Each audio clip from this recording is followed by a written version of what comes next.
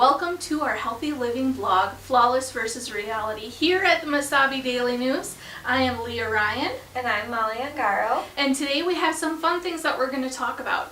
First, we're going to discuss what an ideal body weight range is. We're going to set big and little goals, and then we're going to end with some tips. So I'm going to pass it over to our in-house dietitian, Molly. Can you explain what an ideal body weight range is? Yeah, so the range is based on someone's height and their gender. So for example, you are 5 feet 6.5 inches, and of course you're a female. So I calculated that your range is between 110 and 150 pounds. Ideally is what you should be. Now everybody has their own, I feel best at this weight. Or, let's say you start working out a lot and you gain some muscle and lose some fat, so you might weigh more because muscle weighs more than fat, but you're still healthy, and so you're still in that range. Yeah, and I think the range is really good. Just thinking 110, like I haven't been 110 since I was in 8th grade. That's not healthy for Leah Ryan as an adult, but 140 to 150 is what, based on my family history and all that sort of stuff, my body that's a good weight for me. Perfect, yeah. Yep, so we took that into account when we started this vlog. Molly calculated that, and I said, okay, this is what my current weight is. 140 to 150, that's going to be my big goal, my end goal. Perfect. Yes, so what's another good big goal, or what is a big goal? Yeah, and that's kind of the next topic, is the big versus the little goals. Now, a big goal is going to be something that you're working toward. Maybe in a year you want to be down to 140 to 150.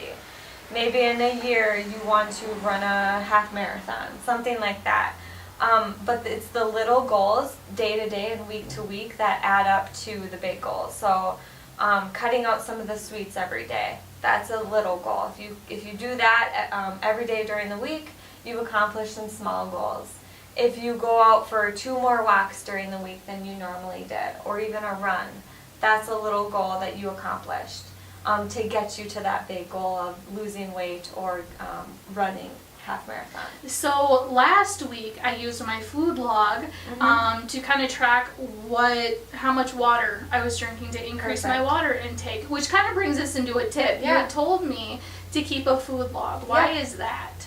Part of it is for you to keep yourself accountable. If you have to write it down, you might say, yeah, I'm not going to eat that because I don't want to write it down and look at it later and remember that I ate that, or I don't want to see how many calories that is. Sometimes that keeps people accountable. Another thing it does, though, is let's say you ate really healthy and then you went for a walk that day later.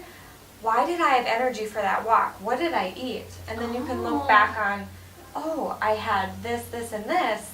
Now I know that fuels my body. And you kind of get to know yourself in those ways too. So that was a tip that Molly had given me, was to keep this food log. So I have done that, where it's like, I don't want to write that down. I don't want to remind myself I ate that donut. Yep. But at the same time, I'm rejoicing when I write down, like, went for a walk or something like that. Good. So it makes you feel good, and like you can look back and feel like you accomplished those little goals. So you're supporting yourself, right? So what's the next tip that you have for us today? Taking time to prepare food when you have the energy, and kind of like I wrote about and we talked about already, but just reiterating, packaging up those fruits and vegetables that you bought into those Ziploc bags or into Tupperware, so you can either bring them to work with you for a snack, or you can get home and know I have something healthy when I'm feeling stressed and tired. So did that work for you at all? That worked wonderful for me. So the other night I was watching TV and my husband got up for like half an hour. I was like, what are you doing? And all of a sudden I go into the kitchen and there's carrot pieces everywhere. There's peppers in Ziploc bags, and he's like, I'm just cutting up some veggies for you. So you got that support? Support for me. It was wonderful. Plus then yesterday when I got home from work, I was starving but really wanted to wait to have dinner with him.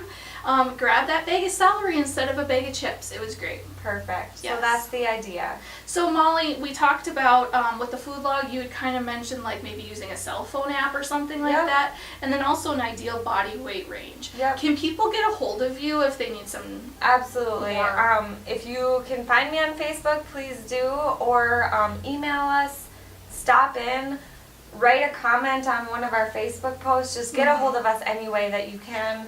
I'm Yes. always open to that. I know you are too. So. And we are definitely always looking for public feedback, so feel free to get a hold of us here at the Mesabi Daily News if you have personal stories or questions for us. So thank you so much for joining us. Today we just talked about an ideal body weight range, big and little goals, and we gave you some tips. So thank you so much and good luck. Thank you.